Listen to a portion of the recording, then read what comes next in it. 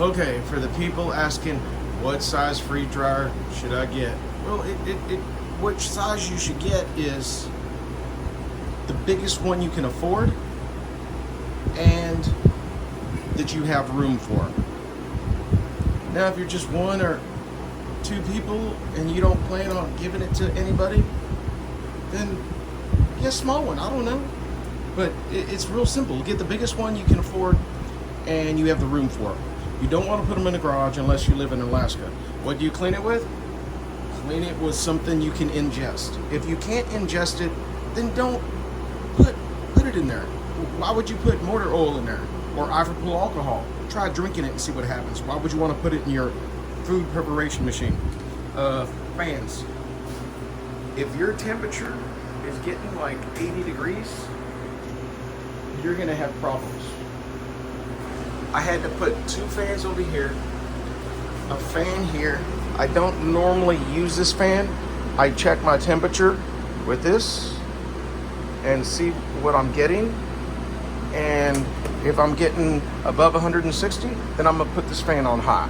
I might put it on low. I have this fan blowing out the room. Over here, I have another Lasco fan and another regular round fan blowing air, cold air from the bottom in, and this one's blowing the hot air out. What else can I touch on? That's it for now. And another common question is, I want a recipe for something. Well, you can put anything in the freeze dryer that you can freeze dry.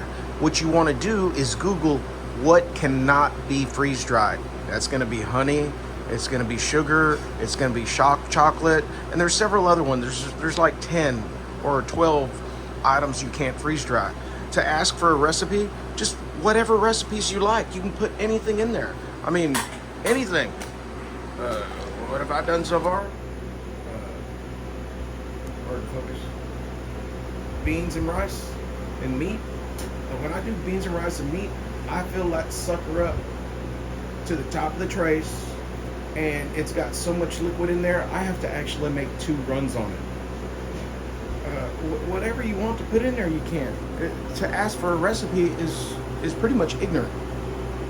It's what cannot be freeze dried. Any leftovers you want to put in there, you don't want to put bones in there.